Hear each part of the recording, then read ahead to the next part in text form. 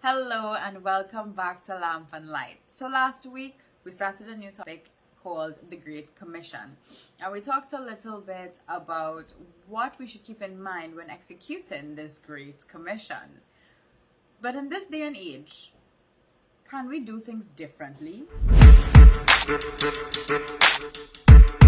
Usually when we think about evangelism, we think about standing on the corners of the streets and preaching our lungs out. But are there different ways? Now that we are a bit more modern, that things have changed, can we change our methods or improve? Nobody is saying don't stand up on the street corners and preach. You're free to do that too. But to help us out today, we have a special guest. And you know what? I wouldn't introduce her. I'll leave that for Becky to do. Take it away, Bex. So I'd like to take this opportunity to welcome our Evangelism Director, Reverend Camille Spencer. Awesome, glad to be here this morning. Thank you so much for doing this. We really appreciate your time. So let's get into the discussion question. And it's a simple discussion question, but it's relevant. All right. And it is discuss the different ways we can spread the gospel. All right. Now, many people think that to spread the gospel, you have to be a pastor or a theologian or some great leader knowing a whole lot. But the reality is that anyone that has come to know Jesus Christ could share the faith. They can share the gospel with anybody, whether you're a student, a child, a housewife, or just somebody who just recently came to Christ. You can share the gospel. I want to share with you four ways in which in your everyday life you can share the gospel. One, you can share your testimony. Everybody has a testimony, and the testimony is simply this: what was your life before Christ? What happened when you met Christ, and your life after Christ? And your testimony is your story. It is your story of what Christ has done for you, and you can share that with anybody. Just like the blind man in the Bible who didn't even know who Jesus was, but when Jesus healed him of his blindness, he said, you know what? This man has done a wonderful work in my life, and nobody can deny it. A second way in which your everyday experience you can share Christ is like Matthew the tax collector. When he invited people to his home, he invited friends and family and everybody to his home using a style called friendship evangelism.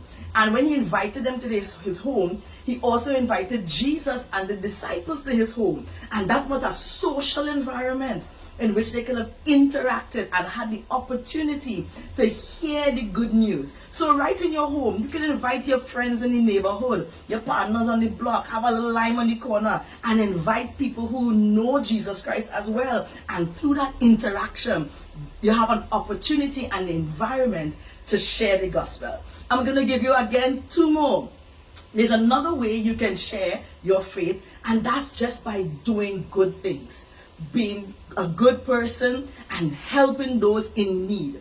Now, you can speak about the love of Christ, but when you demonstrate the love of Christ, you might have somebody who is in need of food or financial help, or just somebody to give them clothes or something like that. By demonstrating the love of Christ, you are actually being a witness for Jesus Christ. And also, you can invite that person, fourthly, to church or to a spiritual event. You don't have to be the one doing it, Invite them to your local church. Invite them to Sunday school. If you're a student looking at us now, invite that person to Sunday school. Invite them to Bible study, online study. And these are opportunities that you can use to effectively share the gospel of Jesus Christ. Okay, thank you. I love those four.